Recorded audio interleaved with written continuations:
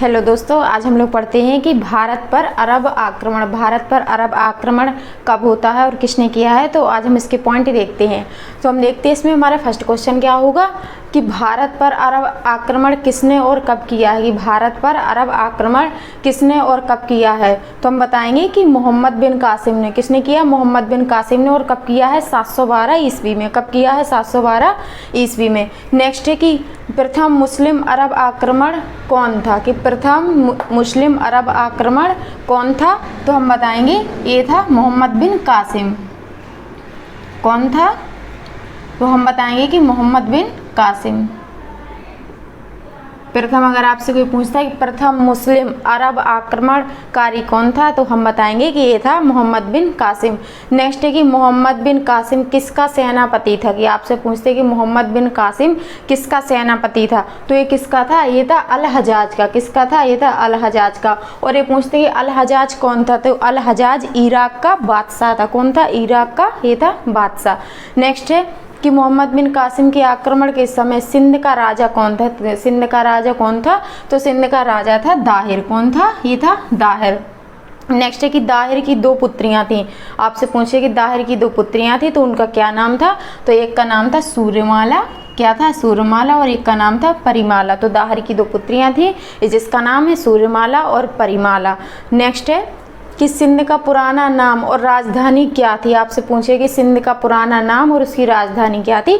तो सिंध का पुराना नाम था ब्राह्मणाबाद। क्या था? ब्राह्मणाबाद। और उसकी राजधानी क्या थी? राजधानी थी अरोर। नेक्स्ट है कि मोहम्मद बिन कासिम ने पहला आक्रमण कहाँ किया था। तो आपसे पूछेगा कि मोहम्मद बिन कासिम ने पहला आक्रमण कहाँ पर किया था। तो कहाँ किया था? ये किया था सिंध प्रांत पर। कहाँ किया था? सिंध प्रांत पर, जिस पर किसका शासन था? वहाँ दाहिर का शासन था। दाहिर वहाँ का राजा था। तो आक्रमण कहाँ किया था सबसे पहले मोहम्मद बिन कासिम ने? तो ये किया था सिंध प्रांत पर। नेक्स्ट है कि सिंध पर जजिया कर किसने लगाया। कि सिंध पर जजिया कर किसने लगाया है। तो हम बताएंगे कि ये लगाया है मोहम्मद बिन कासिम ने। किसने लगाया? मोहम्मद बिन कासिम ने। और किस पर लगाया? गैर मुस्लिम पर। किस पे? गैर मुस्लिम पर, जिसको हिंदू कहा जाता था। फिर नेक्स्ट है कि मोहम्मद बिन कासिम ने किस पर जजिया कर नहीं लगाया था। कि मोहम्मद बिन कासिम ने किस पर जजिया कर नहीं लगाया। तो इन्होंने किसको?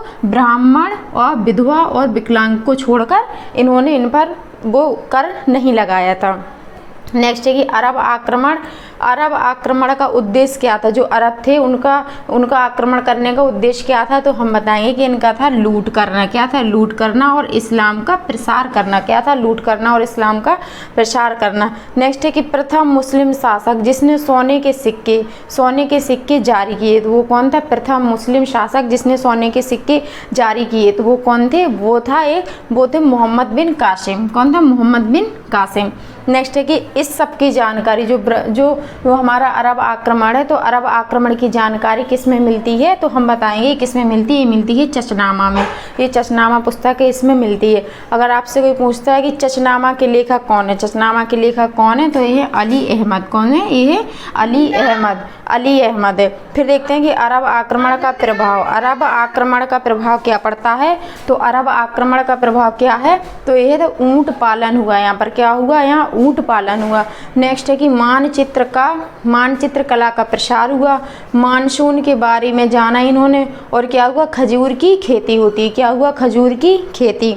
और दशमलव सिद्धांत का कुछ प्रसार हुआ। यहाँ पर क्या हुआ? दशमलव सिद्धांत का कुछ प्रसार हुआ। तो दोस्तों, ये हमारी वीडियो अगर आपको अच्छी लगी हो तो वीडियो को लाइक और शेयर जरूर करें। Thank you.